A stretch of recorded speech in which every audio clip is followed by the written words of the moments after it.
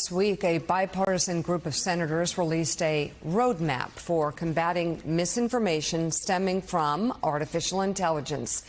It encourages AI creators to implement robust protections ahead of this year's election while still protecting First Amendment rights. And joining us now is NBC News correspondent and anchor for NBC News Now Daily, which is doing great, by the way. Love watching you guys.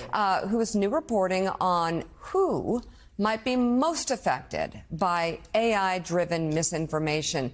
And what did you learn? Because the answer scares me a lot. I've seen it in real time. Right? It scares me too. And what's interesting is that the studies actually show it's not the baby boomers or even the millennials who are having trouble clocking misinformation, but Generation Z, all while nearly a third of adults under the age of 30 regularly get their news from TikTok. So, of course, we wondered, how does this generation actually distinguish between what's real and what's fake, and what does all of this mean for how they're going to vote this year? The answers we got, trust me, they were pretty surprising.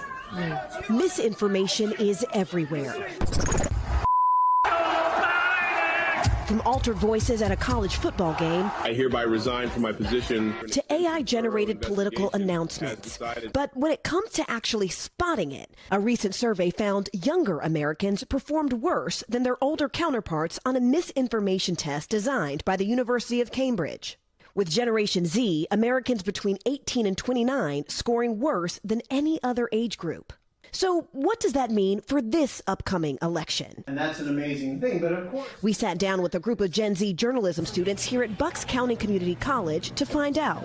Okay, so about roughly half of you get your news from social media. What if I told you that studies have found that Gen Z is actually more susceptible to misinformation than older generations? I would believe it. You believe it? Yeah. It's no surprise because Gen Z basically grew up with tablets and iPhones. I mean, we're the Facebook, YouTube, TikTok, Twitter generation. It's all on the same thing, you know, all on the same platforms, both real and fake news, and there's no really differentiating. So we decided to put them to our own test. So each of you has a card. One side has real, one side has fake. Showing examples of fake news and real news found on the internet, some of which were created by AI.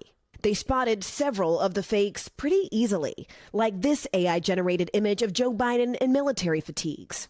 The guy in the back, his face is like very distorted. It's very big. It just doesn't look natural. Ready? Here we go. Fake. Okay. You guys spotted it. But others were trickier. Is this photo of the Bidens and the Carters real or fake? Well, the answer is real. This was actually taken by the White House. And what's fascinating about that, it was probably done on a wide-angle lens. This AI-generated image of former President Donald Trump fooled half of the group. This one is fake. This was an AI-generated image. It was shared by an ex-user. Oh my God! Oh well, and I actually can't make out the name in the hat. This was like, I feel like an eyeball. Yeah, that's another thing. AI tends to really mess up words. It's a concern shared by both Congress and a new crop of nonprofit organizations aiming to detect AI-generated images ahead of the election, like the nonpartisan group TrueMedia.org.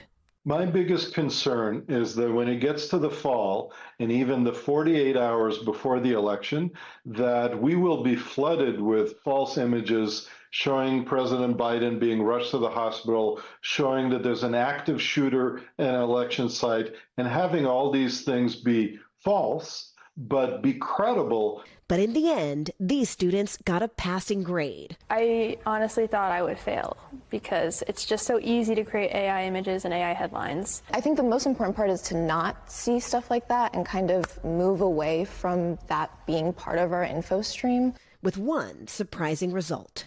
From doing this test, it almost feels like you all aren't so worried about thinking that fake things are real, but instead when you see real things, you're not actually sure if they aren't fake. Am I hearing that correctly?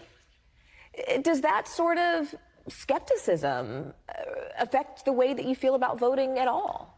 It makes it a lot harder to think about voting because you have to do a lot of extra work to find out if the things you're seeing are real. Does it make you say, why even engage Yeah, in there's the political definitely process? times where I'll be thinking, why bother if I cannot tell any sort of difference between the two? Between true and false? Between true and false.